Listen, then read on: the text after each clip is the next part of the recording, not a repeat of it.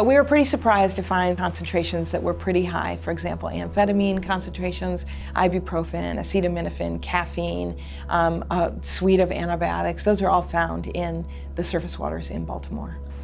This dirty, trash-filled stream is not a pretty sight. But the trash you see is not Dr. Emma Rosie's main concern. She's focused on what you can't see. That gray color that you see is typical of sewage getting into streams. Untreated sewage, small amounts of it are getting into this stream. The trash you can't see are the things that I study. Pharmaceuticals and personal care products, the sunscreens, the detergents, the antibiotics, the antihistamines, the antidepressants, the makeups, all those things that we use in our everyday lives, they end up washed down the drain and they can end up in streams.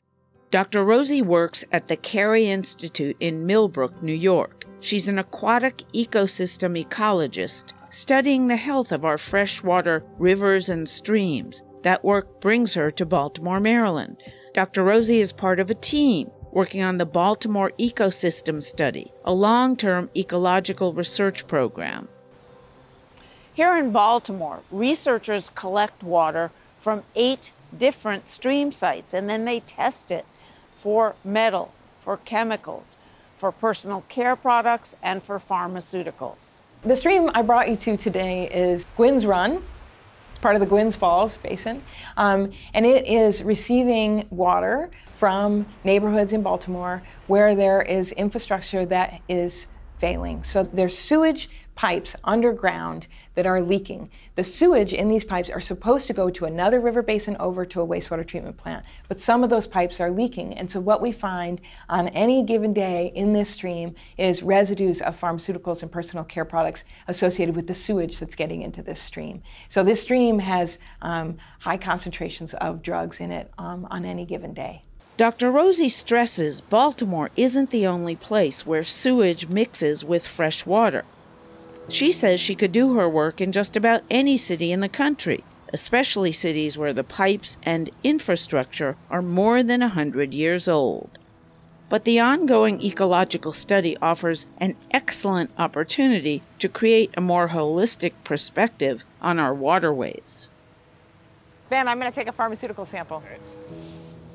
The little sample is pharmaceuticals, so we started measuring those a couple of years ago, but now we're taking them on a regular basis, so pharmaceutical samples. And now we measure 105 compounds. We have been measuring the weekly water chemistry, the water quality every week in these watersheds to understand how urbanization affects the quality of water, what's coming out of the watersheds. We started detecting pharmaceuticals and personal care products in river ecosystems. So the ability to detect them has only come about in the last 10 or 15 years. Chemists were able to detect, very low concentrations of pharmaceuticals and personal care products, so things like ibuprofen and antibiotics and birth control pills. So I was really interested to figure out whether or not these drugs would affect the aquatic insects, the bacteria, and the algae that live in these aquatic ecosystems. The problem isn't limited to dirty streams. There are places where it's beautiful, where there's no obvious trash, where we still find pharmaceuticals and personal care products because you can't see those, and they come out of wastewater treatment plants or they come out of people's septic fields. Some of the reasons why the drugs and chemicals are ending up in our waterways may be surprising. All these things are turning up in surface waters because we use them in our everyday lives, and then we wash them down the drains and they get into wastewater treatment plants. But wastewater treatment plants are not designed to remove these pharmaceuticals and personal care products, so then they end up being discharged into our surface waters.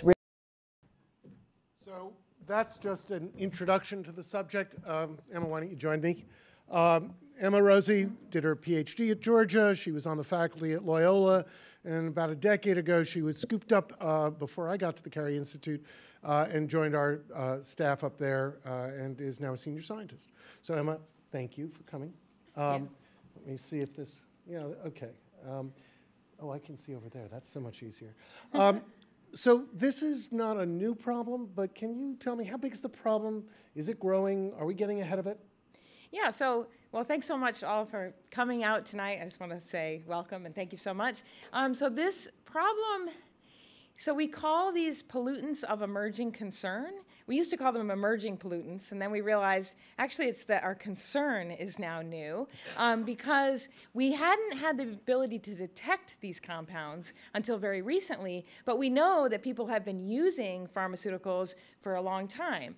But our use is just increased exponentially. The number of compounds, the diversity of compounds, and how much we actually take and use in our daily lives is just going up, especially as the human population goes up. So are we getting ahead of it? No, we're continuing, this problem is continuing to grow.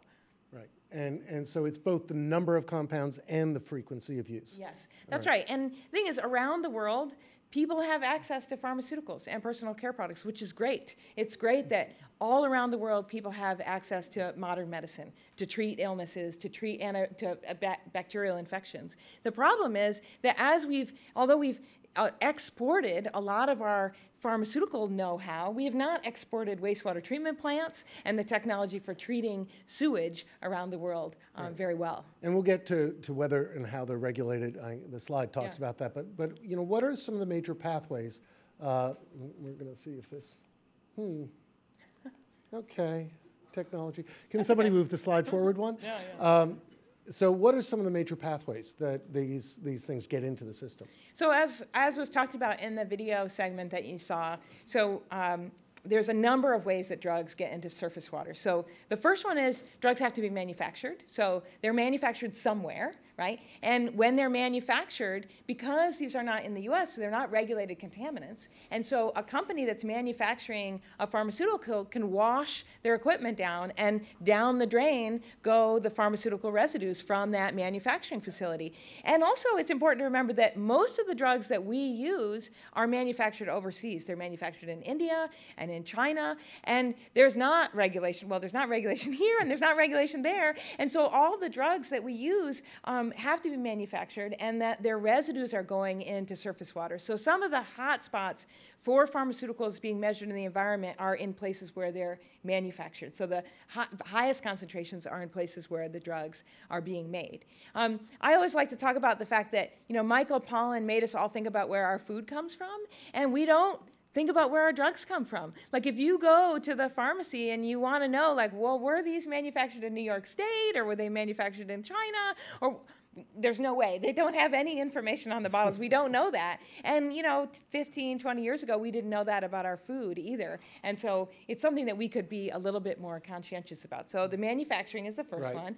Then we use them in our everyday lives. And it's important to know that pharmaceuticals are not degraded when we use them. So when we take them, we don't fully metabolize a lot of the drugs that we use. So you take an antibiotic and it passes through your bloodstream, and it doesn't necessarily get broken down into its constituent parts. It actually comes out in our urine and our feces, and so it goes down the drain. It's also important to remember that a lot of things, personal care products that we use, pesticides or fragrances, detergents, shampoos, those are designed to just go on our skin and wash right down the drain. So those aren't degraded either. So they get into our waste stream, and then they go to a wastewater treatment plant. Wastewater treatment plants are not designed to remove pharmaceuticals. Some pharmaceuticals get removed and some don't. So then they get discharged into surface waters. And it requires something like reverse osmosis to actually yes, it's pull very, it out. Yeah. So it's expensive and it's slow. And so when you have a lot of water, yeah, it becomes very problematic. Expensive. And then the other big place that we have pharmaceuticals where they come into the environment is with our agriculture. So we use about half of our antibiotics in this country are for raising livestock. And so a big source, and so so I told you, we don't degrade the antibiotics, and neither do chickens and pigs. When we give it to them, it comes out in their feces, it's in the manure, then the manure is spread or put into a lagoon, it's not decomposed, and that spreads these pharmaceuticals out there on the landscape. And those are what we call biosolids? That's manure, but biosolids is another one. Okay. So when our wastewater and sewage goes to a wastewater treatment plant, I don't know if you've ever been to a wastewater treatment plant, but what happens is the liquid waste gets discharged into surface waters, and the solid waste is what's called biosolids. It used to be called sludge. We renamed it to biosolids. It sounds better. Yeah. But the biosolids, the sludge, are sometimes land applied for agriculture or for like low agricultural reasons, right? So not necessarily for food crops, but it's spread around the land, or sometimes it's burned. But about 20% are land applied. And research has shown that these biosolids contain a lot of pharmaceutical residues as well. So we are taking from the wastewater treatment plant and then spreading them around on the landscape. So it gets diluted into the water.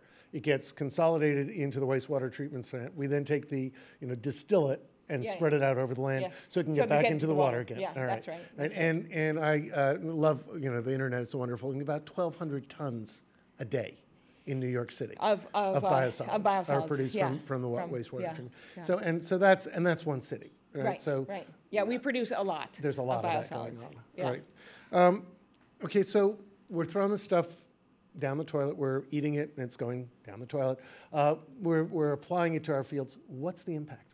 Right, so that's where I come in. That's the research that I've been doing is, so I'm an aquatic ecosystem ecologist. I study the bugs, bacteria, algae, aquatic insects, fish that live in rivers and streams. And I want to understand what these drugs might do to these aquatic organisms. And that's a hard thing to understand because there's a whole lot of drugs out there, and we don't know necessarily what the hypothesis might be even. I'm not sure what we're showing up here, but we've got, so we've done research on a bunch of different compounds affecting aquatic algae. And definitely aquatic algae are affected by a whole suite of compounds like amphetamines and antidepressants. Oh, thank you so much. There they are.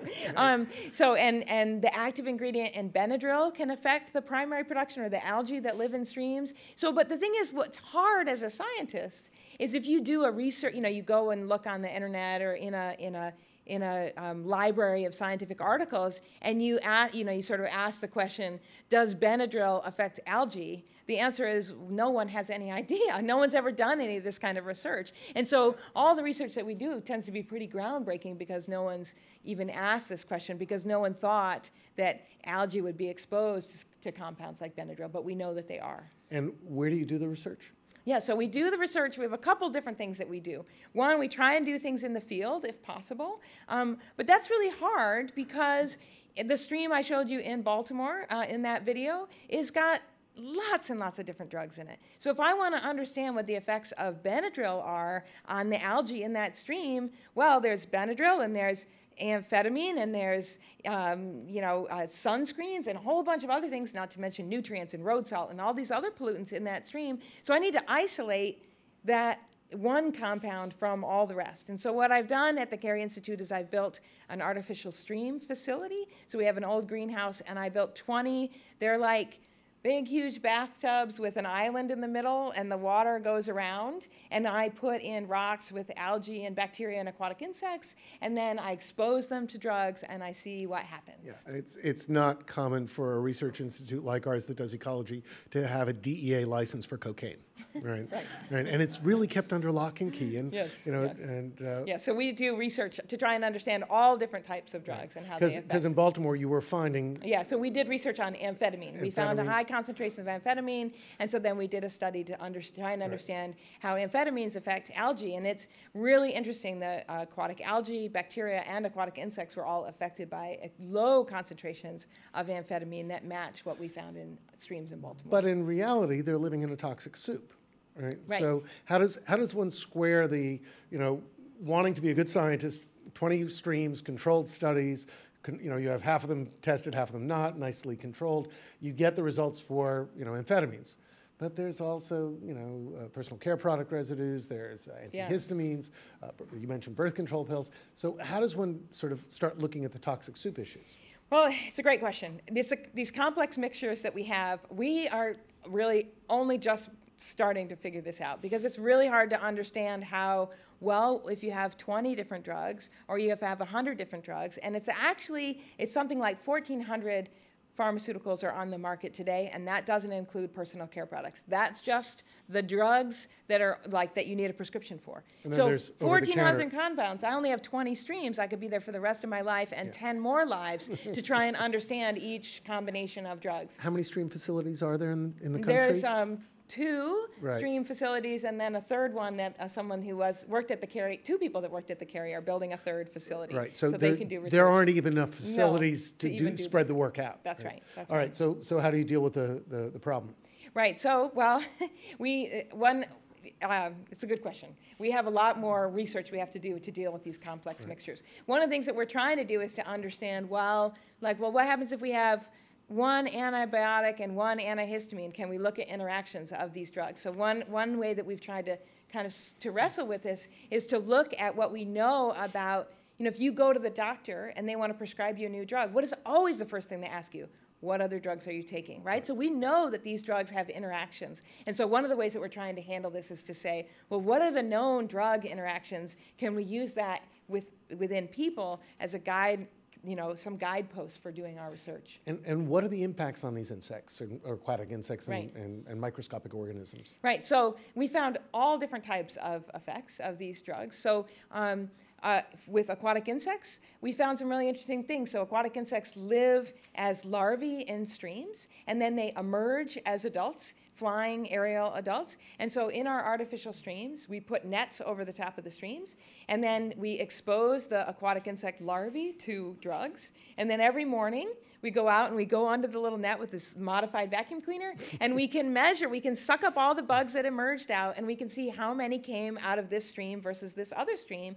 And we found a couple of really interesting things. So antidepressants like Prozac can actually make the bugs emerge faster. So the bugs it's because it's messing with somehow their life history cues, they're coming out faster. Same with amphetamines. And so we're trying to do work to understand. So that speeds up the life cycle. But we think, yes. And what would be the ecological impact of that, or Right. don't we know? We don't know. Okay. We don't know. Right. It might be that they emerge as smaller individuals, in which case they're less of a good food resource for something like a bird or a bat or a spider, Right. But we don't really know. And they might not have time enough to feed, so that eventually right. they may crash, or that's any right. one of a number of lovely alternatives. That's right. Yeah. That's right. And Emma, you worked early on Triclosan, right? Yeah. So one of those things about scientists is they will never take credit for solving a problem, because they realize that it takes a village or a community to really solve problems. So Emma did very early work on Triclosan, which is an antibacterial agent that you'll find in soap, in toothpaste. Tell us where we are now with Triclosan, because it's been banned in some uses, but not all. Yeah, so Triclosan, can I ask how many people have heard of Triclosan? A few people? Okay. Oh, more than, okay, so Triclosan, so you may not have heard about it, but it is likely to be in your body right now. We all, it's the CDC did a study, and about 50 to 70% of people have Triclosan in their urine in measurable concentrations. So you may not have heard about it, but it's there. So Triclosan is the active ingredient in antibacterial soaps. So for example, Dial, which says antibacterial, has Triclosan in it. And so Triclosan, when you wash your hands with this antibacterial soap, it leaves a residue of Triclosan that then prevents bacteria from growing. It influences their cell membrane, and it keeps them from growing. And so it was put in soaps. In about 1963, Triclosan was first approved as a patent. And so it's been around for a long time. And it's been detected in Sweden. They detected it in breast milk. They've detected it in dolphins. So it moves through the environment, for sure. We did research on Triclosan and how it affected the bacterial communities, because it's a generalized antibacterial compound. So we exposed artificial streams to Triclosan, and what we found was very quickly the bacteria developed resistance to Triclosan. So we had really good-looking bacterial communities, even with the Triclosan, and that's because they were all resistant to Triclosan. But we also found that it completely changed the bacterial community composition. So we had a whole bunch of cyanobacteria growing, for example, in our Triclosan-exposed streams. Well, you might not know what cyanobacteria, but they're the critter responsible for harmful algal blooms, in like why we can't drink the water in Lake Erie. So there's some really interesting effects of this Triclosan. And so recently, just last year, it was actually banned. The FDA, okay, so the FDA didn't ban Triclosan. It's still in toothpaste. It's still in a whole bunch of other things. But they said that you could no longer put it in antibacterial soap and call it antibacterial soap, because it was unclear how effective it was. So it wasn't banned for its impact. It was banned for its lack of efficacy. Efficacy. That's correct. That's correct. So it is still in toothpaste and various things. And it's really easy. You can look at the ingredients, and they have to put it on the label. And Right. so there are alternatives. I know, for instance, Crest doesn't have it, Colgate does. Yeah, I don't know. I don't keep whether track they, of all the ones I don't know that whether have they it. still Yeah, do, yeah, but yeah. yeah, so one can't avoid it. Right. You know, and what about, okay, so just to recap, we're putting hundreds, if not thousands, if not tens of thousands of pharmaceuticals and other chemicals into our water. It's having an impact on the aquatic, you know, the food webs in the bottom up, the things that drive the ecosystems. What about higher level interactions? What happens, Right. I think I can change the slide, yes. What happens when we go up the food web and the insects are eaten by spiders or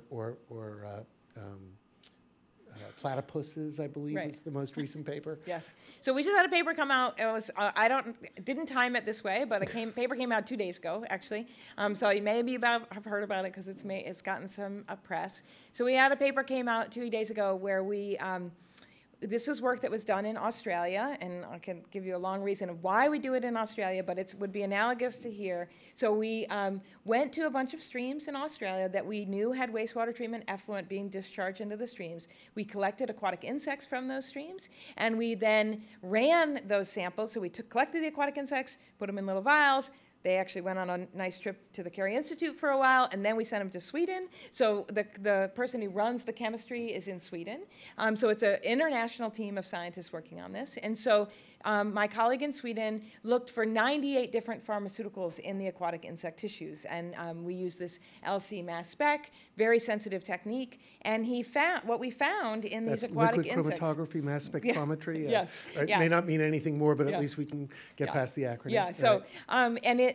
What we found, so he was looking for 98 different compounds in these aquatic insects. And what we found was up to 69 pharmaceuticals in the tissues of aquatic insects. Now let me just let that sink in for a minute. 69 pharmaceuticals in aquatic insects living in streams. If you went to the doctor and you told them, and they said, what drugs are you on? You're like, I need another piece of paper because I'm on 69. It's a lot of drugs to be in the tissue of an organism, and we don't really have any idea what it means to be a caddisfly and have all those different drugs. Well, then the other thing that we did was we wanted to know whether or not these pharmaceuticals were moving through a food web. And so what we did is we said, well, okay, we got the aquatic insects, and we know that I told you earlier, aquatic insects emerge and fly around. And one of the things that's really easy to collect that eats emerging aquatic insects are spiders. So spiders, there are these certain types of spiders that put their nets right over the top of the stream. So they specialize on emerged aquatic insects. So they live right on the top of the stream. We plucked those.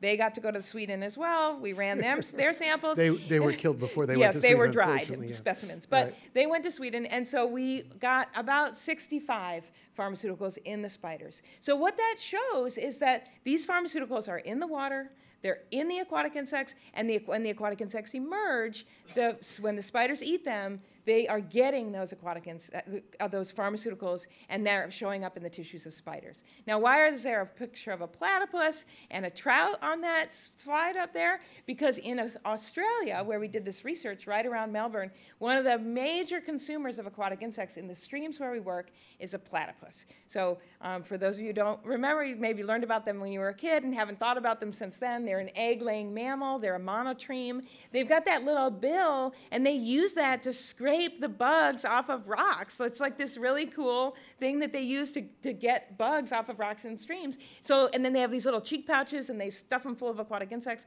So that's really all they eat. And so what we were able to do is use the concentrations in the bugs.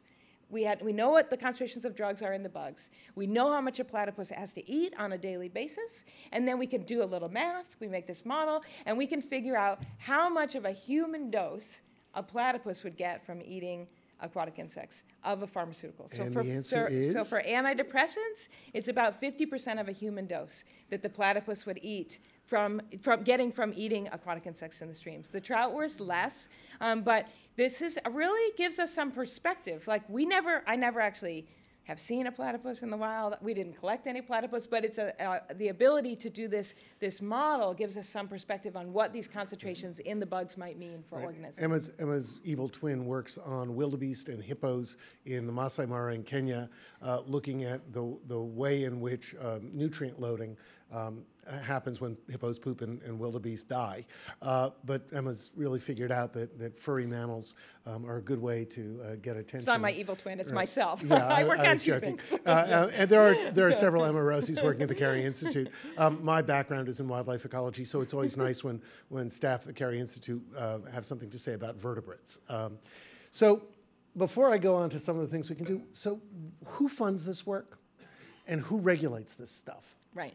So, well, the pharmaceuticals are not regulated as pollutants by the Clean Water Act, so the Environmental Protection Agency does not regulate these compounds.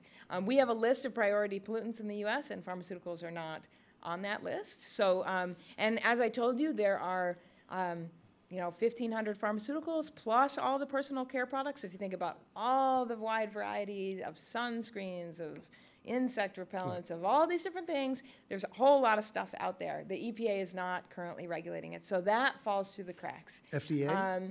The FDA regulates the safety of drugs for us, right? So, if the FDA makes sure that the drugs that we take, if we take them in the prescribed way, won't cause us problems. But the FDA doesn't think about the environment. They don't worry about the environment. That's the EPA's job. So they're really falling through a regulatory crack. Right. And of course, it's also important for people to know that the FDA regulates the safety of drugs, but not of cosmetics and personal care products. So all those things that we use, like our shampoos and our makeups and all those things, are not regulated by the FDA. Is it regulated better in Europe?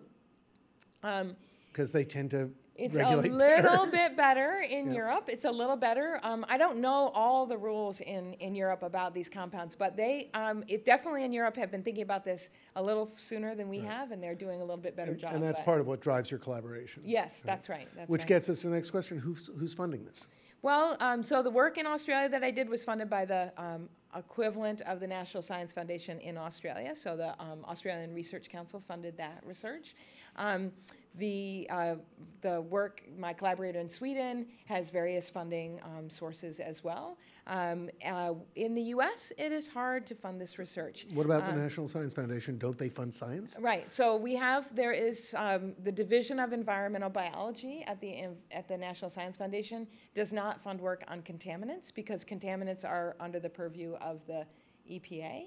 And so, but the EPA, as maybe you might know, is not funding a lot of research right now, given the system, our federal government right now. Yeah, so this administration is not going to fund this research. Yeah, yeah. But, so it's a little bit of a funding. So I'll do a plug for Emma because she's not talking about the paper I was fishing for. Okay. Right. So Emma and a colleague, a couple colleagues at Duke, actually looked at data on funding of these, and of thousands of proposals put in, how many, or hundreds of proposals put in, how many were funded? It was one. And what was it? It was about $10,000 for a graduate student. Right. Yeah. So it's not that they're not getting proposals.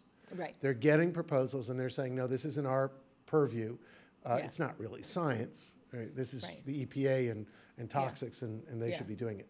But the EPA is not listing them. So even if they had the money and the inclination, you weren't getting funded by the EPA under Obama. EPA was doing some funding, but not much. Some, but there's it's a limited amount of. So this is actually one of the problems of running the Cary Institute is the scientists at the Cary Institute don't have students. They don't have stupid committees to sit on. They spend most of their time thinking and doing science. That leads them to ask questions that are a little thorny and a little wicked and a little hard to answer. So they're sort of cutting or bleeding edge. And then the funding agencies, as a general principle, Emma is not alone in this, the funding agencies sort of look at you cross-eyed because they want success. And so they would like you to put in a proposal for something where you've done a third to half of the research and you know it's going to work, or at least it's going to work in some level. And so this is a problem with a lot of the issues that we look at, this one particularly important and particularly scary. So given that, what can people do about it?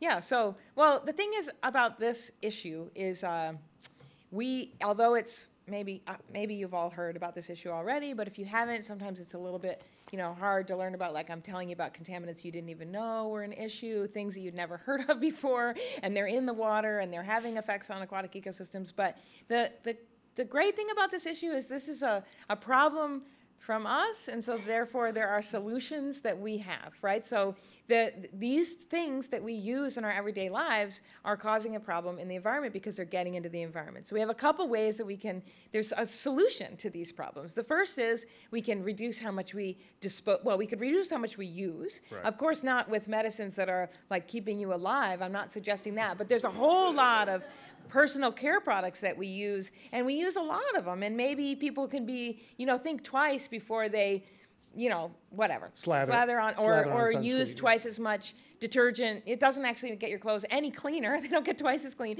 You being really judicious about our use, because knowing that it goes down the drain and gets into the environment. So the first one is reducing use. The second one is don't flush drugs down the drain, right? There are take-back programs. In New York State is awesome about this. There are pharmacies that can take your drugs back, or the state police, so that if you have unwanted medication that your doctor prescribed you 20 pills and you took one, don't dump it down the drain. Take it to a take-back program. And what do they do with them? They incinerate them. Okay. So that is a proper disposal. So you can reduce the use. You can dispose of them properly. We can encourage our lawmakers to upgrade our sewage infrastructure. So our sewage, as I showed you in that video in Baltimore we have some big problems with land abandonment in the urban core. And so there are abandoned row houses, and then there are underground infrastructure pipes that were put in, and the DPW, the Department of Public Works in Baltimore, is working really hard to try and fix all these leaks. Unfortunately, they don't even have great maps of where the pipes are. Because that was 100 years ago. Because they were built a long time ago, and we're not investing enough in our infrastructure. We just don't do it. And, one of the things that might happen now after Tuesday's election, one of the few things that the Democrats and Republicans are talking about agreeing on is infrastructure. That's right. And when we think of infrastructure, we think of roads. Some of us think of solar energy and energy grids, but I think it's really important, if this moves forward, write your congressmen, write your senators, write senators from other states who are possibly less likely to vote the way that Kirsten Gillibrand and Chuck Schumer are going to vote for these things, and say, look, if you're doing an infrastructure bill, could you please think about the water infrastructure? And when you do it, can you think about the things that go in it? And maybe we can have separate storm sewers so all the water doesn't go into one place for treatment and things like that. Yeah, so our sewage infrastructure is really important, and our wastewater treatment plants, to make them better. We can put in new technologies. And then, of course, the last thing is supporting basic scientific research is super important. Yeah, and it's interesting because, again, it's really easy to get political and damn the administration. But you probably don't know that other than 2008 and 2009, when there was the stimulus package after the last recession, NSF funding has been essentially flat for 15 years. Yeah. Right? So we have been investing literally less and less, because even with 2% inflation, if your budget's more or less flat, you're not putting more money into basic science. And so it is a curse across all parties and all administrations. We have not been putting a priority on funding science. And so I think it's really important. Look, when scientists start marching on Washington, you know it's bad, right? We are trained from childhood to not take advocacy positions, to not go into the streets and scream about what we do, and that we are at that point, I think suggests that getting a little bit activist about science is pretty important. All right, we had a question come in, and we'll open up in a minute for questions from all of you. But one of the questions was, okay, so in the same way that, say, the cigarette and the tobacco industry finally figured out that they were forced to do something about the health consequences of their product. ExxonMobil is even advocating for a carbon tax now, and has at least acknowledged that climate change is real and accelerating.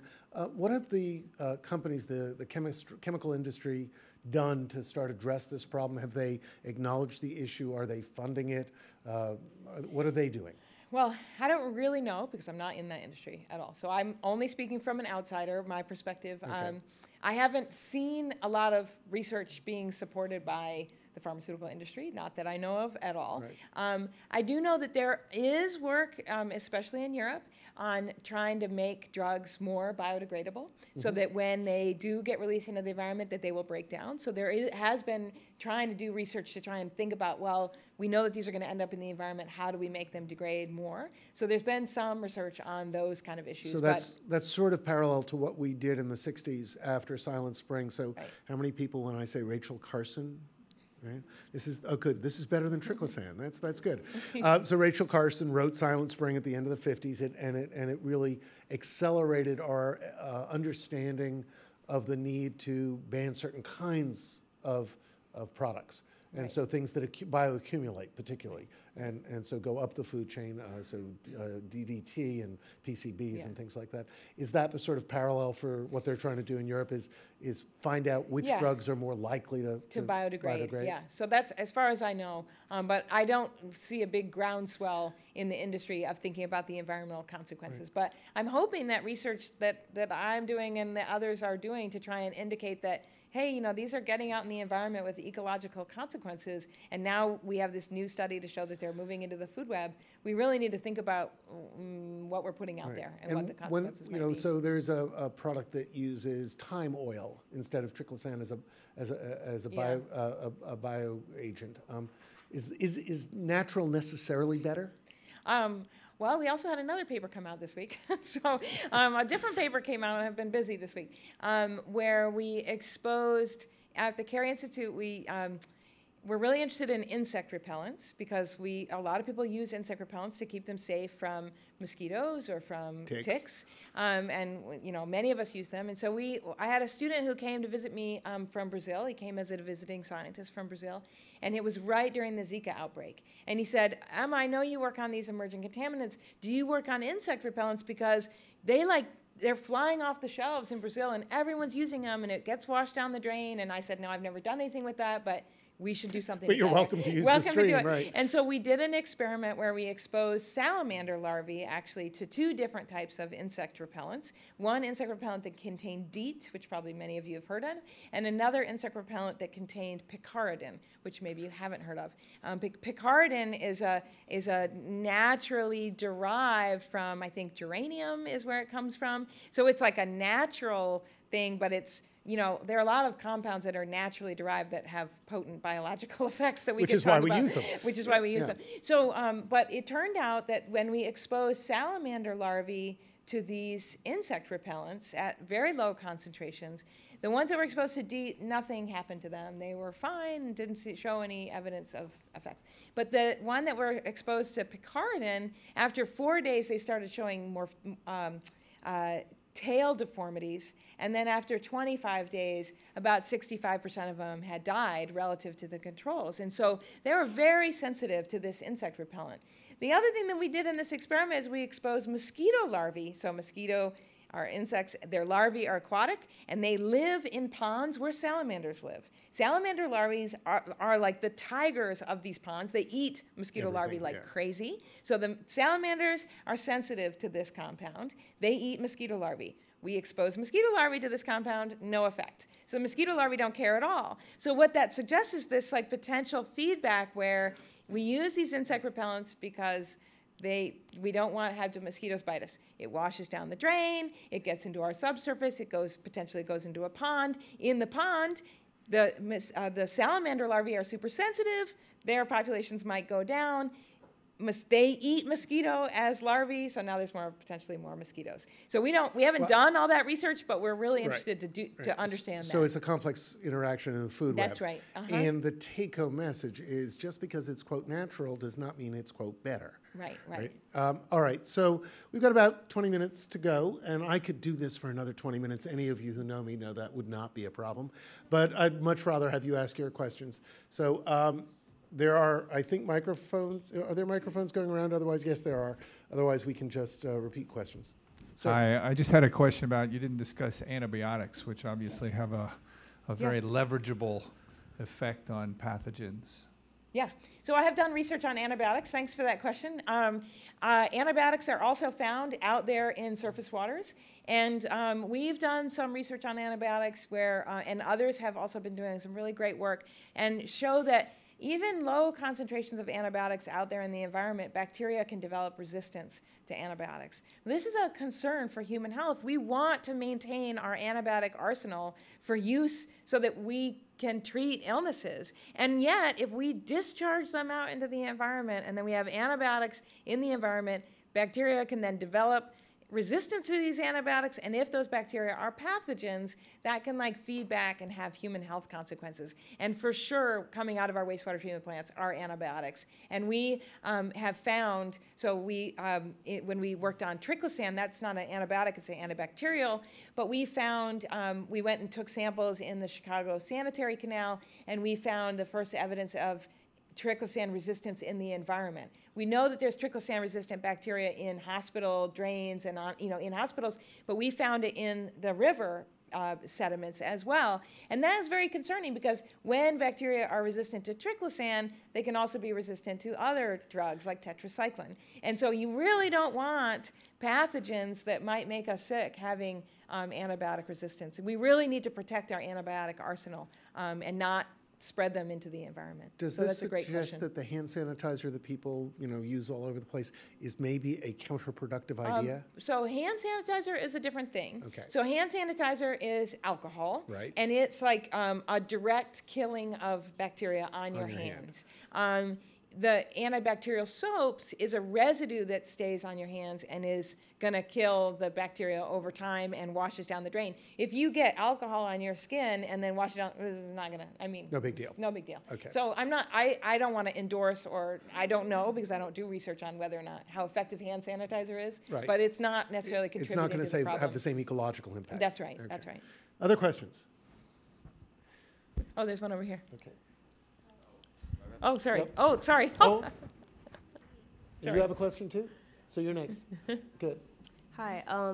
So my question is in regards to like urbanization, how like, all right, for the pharmaceuticals and its impacts on aquatic ecosystems, does like the population, for example, like bigger cities, are there higher percentages of like pharmaceutical impacts on the ecosystems, or? It's a great question. So, so there's a lot of really interesting work where people are doing, we're measuring pharmaceuticals in the environment as an indication of what drugs people are using. So it's called sewage epidemiology, where we, if you ask people what drugs they take, especially with illicit drugs, they may not answer. But then if you look in what's in the sewage, you can find out. And so there's been a lot of really interesting research to try and understand, the dynamics of what's coming out of different urban areas. So there's both temporal changes, right? So during the flu season, you'll see in the water, you'll see Tamiflu in the streams, right? During the weekend, so this is work, I didn't do this work, but in the Thames, there was research that showed that right after the weekend, you would see an uptick in illicit drugs in the water. So there's like temporal dynamics, and then as you point out, like bigger cities, or depending on their wastewater infrastructure and the sewage treatment facility, you'll have different types of drugs entering different urban ecosystems. We've done work in Baltimore along an urban-rural gradient in Baltimore, and we've found that, for example, in the very urban streams, the microbes there are actually pretty resistant to antibiotics, right? Whereas in the more suburban or exurban streams, those bacteria were much more sensitive to the antibiotics. And we think that's because in the urban stream, they're getting bathed in antibiotics all the time. And so those bacteria are resistant to those, to exposure to those drugs compared to more rural streams. So it's a great question. There's a lot of dimensions to that is super interesting. Right, and it's, I think, particularly important as we urbanize, right? So we're now at 52%, and another couple, 10, 15 years we'll be at 70% urban globally. And so, the bad news is, yes, it's probably going to get worse before it gets better. The good news is that if you've got fairly concentrated human populations, you have fewer sources in the end, and you can narrow it down and have treatment facilities that actually will take care of it, right? So again, cities are really great ecologically in many ways. We're just starting to scrape the surface. Emma also, that's the third Emma, runs the Baltimore Ecosystem Study for the Cary Institute, and we're really just beginning the sort of considered study of the ecology of cities and ecology for cities. And so I think that's something we'll learn a lot more about in the next 20 or 30 years. Question back here? I'm currently a high school student at Harrison High School, and I'm kind of interested in like this topic for my science research project, which is going to be over the course of 3 years. I'm just curious as to like what suggestions you would have for me to like start up like certain experiments to test about like the contaminants like in the water in terms of like how that affects like but like the life within the water, or how that like could affect like us in terms of like drinking water. Yeah, well, I'm glad to hear that you're interested in this, and there's so much work to be done. There's so many potential projects, and we could talk afterwards as well if you have some ideas. We could talk about it. I've had high school students work in my lab. They've really contributed a lot to my research. It's really great that younger students are getting really interested in this topic because, as I said, a lot of when I embark on this research, I think, well, oh, I wonder if antihistamines or like the active ingredient in Benadryl affects algae, which is what I'm really interested in. And it's like there's nothing out there. And so you're kind of going blind. You don't even know what hypothesis to pose, except for that, like, well, I know it's there and these are there, and so maybe there's some effect. And so there's so much to be done. I usually encourage students to find something that really is exciting to them, because you're going to have to keep working on this for a while. And so when you really should have a fire in the belly about the research. And so usually all the compounds that I've studied have come from various students of mine saying, have you heard about Triclosan? I didn't know about it. He told me about it. Have you heard about these other drugs? And so it's really important. There's such a huge variety of compounds out there to do research on. So good luck to you, and I'm happy to talk afterwards. Well, and it gets back to your earlier point about there are all these things that we know nothing about. Right. And so it's sort of a crowdsourcing opportunity, a citizen science opportunity, right, because we've already discovered that there are 3 artificial stream facilities, or about to be 3, right, and 1,400 pharmaceuticals, and you guys can do the math. There are enough bacteria and algae and insects that the permutations and combinations are almost infinite. So. Right. Great question. Other questions? Woman in the front here. Yeah, and then we'll just work our way back to Dr. Sanderson, and then the woman to the right there. Okay. Hey, this is awesome. And I have students with me too from the new school. I'm teaching a class called How the Toilet Changed the World. And I think toilets are a big problem. But one of the things I was going to ask you was that in terms of pristine environments, Arctic and all this kind of stuff, have you done any studies of what's going on in environments where there are no humans in general? Are these kinds of chemicals traveling to pristine, untainted, untouched environments? That's great. It's a great question. So I haven't done any work, but I follow this research. So there's a couple ways that some of these compounds might get to like pristine. I challenge that there are no pristine places left on this planet, because a lot of things that we use move. So we know that legacy pollutants like DDT and PCBs are in polar bears, and they're moving. Everywhere. And so if they're moving, it's likely that pharmaceuticals might be moving as well. But I can say that, so there's that route where it's like moving through the food web, and that's a possibility. The other thing is that, where there are people, there are drugs. And so we love to go, myself included, to pristine places and visit. And then we have our residues, and we have to do something with them. And so there was research that was done in Antarctica, the only continent that doesn't necessarily have people really living on it, except for that we do. Except for scientists. Except for scientists and tourists. And so they found pharmaceutical residues in Antarctica. And then there was another recent paper where, we think of our national parks as being these treasures, and they are our treasures. As a nation, we love our national parks. And a number of scientists went and took samples for pharmaceuticals in our national parks. And of course, because there are people that visit national parks, there are pharmaceutical residues there as well. In fact, the study that I told you about that came out this week on pharmaceuticals in food webs. One of our sites that was supposed to be our reference site is in a national park in Australia, and we found pharmaceuticals in bugs and in spiders there. And that's because there are septic fields. There are people that live on the fringes of the park, and the septic fields must drain pharmaceuticals in, and they're in low concentrations, but they're there. Yeah, it's a new form of edge effects. Yeah. Right. You know, Yeah. edge effects are those things that happen around natural areas when people are involved, and this is a chemical one. Yeah. Sir. I have two kind of related questions. Oh. So who has the microphone? Okay. So after this question, up to you. Sorry, we're blinded by the lights. That's fine. I just was interested is there any of this kind of research about New York City waterways, the Bronx River, or the Staten Island creeks, so forth and so on? Yeah, so there and can I ask a related question to that, which is something the DEP is doing here in the city is investing a lot in green infrastructure, and I wonder how that influences pharmaceuticals and so forth in the rivers. Yeah, that's a great question. There is research in and around New York City, around by various scientists. I don't do research down here, but I know that there are studies that have been done. In fact, the research that I said about, so there was this really nice study in the sediments of the harbor, and they go down to 1963. They measure triclosan down in the sediments, and they find it at the time when the patent was first came out. So there's some really nice research done in New York City.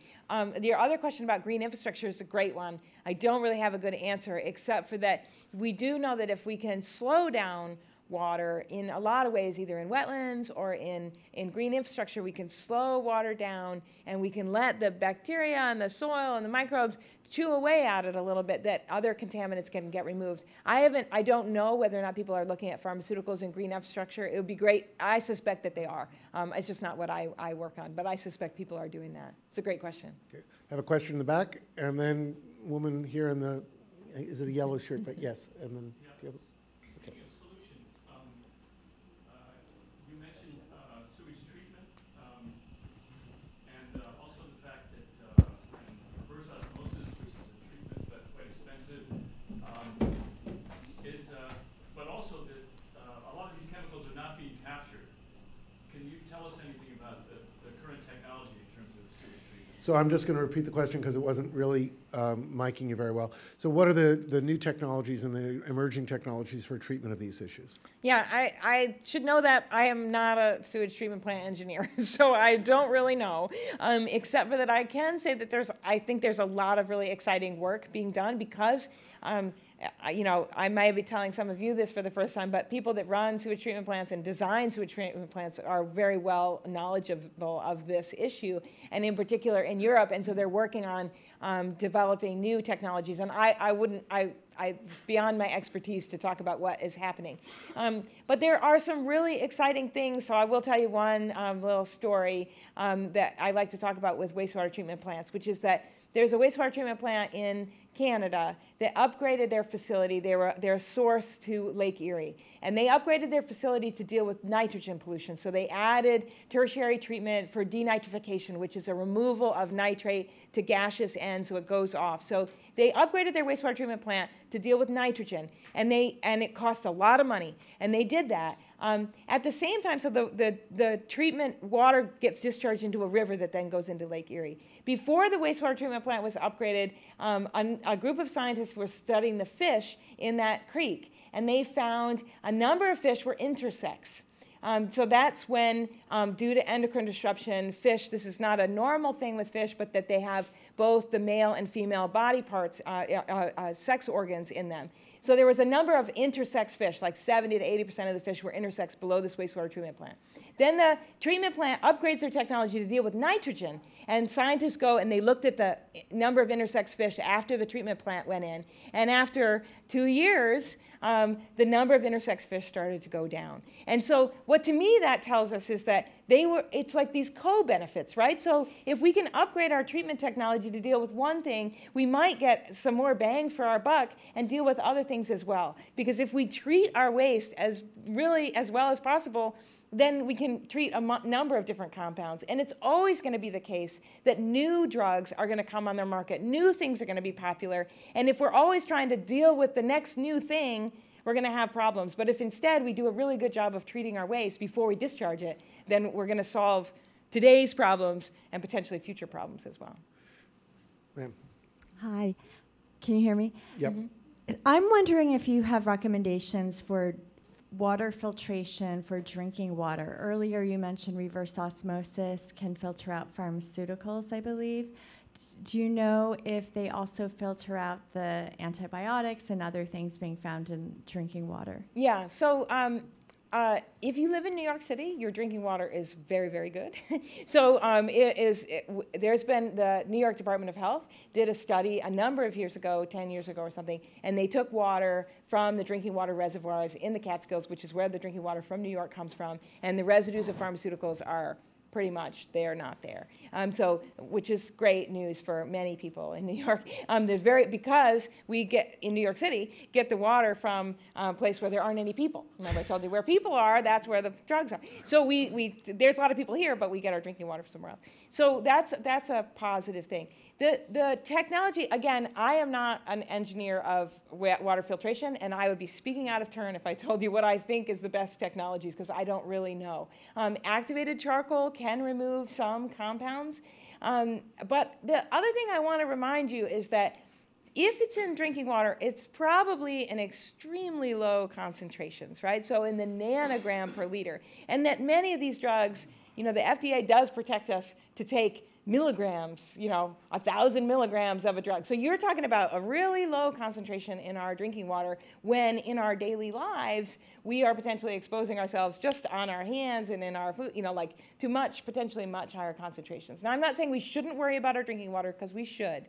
But it's not really what I do, because I'm really worried about the critters that live in the rivers and streams that don't have activated carbon filter and that are being exposed to all these different drugs in probably much higher concentrations than what we would see in drinking water. Great. So one last question. Okay, hi. Going back to your research, can you talk more about some specific effects that these drugs have on these species living in streams, and then what are the broader effects of that? Yeah. So one specific effect, for example, is I was telling you about this study with amphetamines. So when we expose the bacterial communities to amphetamines, we change the composition of bacteria. So there was one composition in our reference streams, then we add amphetamines, it changes the community structure. We change the community of algae, so the diatoms that lived in the streams changed. Now, what does it mean that the algae and the bacteria species composition changes? Well, that's a whole nother big question that we don't really have a good answer to at this point. More research is needed, of course. That's always the way it is in science. You do one thing and then you have 10 more questions after the first one. But what I can say is that, bacterial community structure matters a lot for denitrification rates, for example. So for the ability of a stream to remove nitrogen, right? So if these drugs affect one group of bacteria that are denitrifiers and not some other group, then we may change the functioning of these stream ecosystems.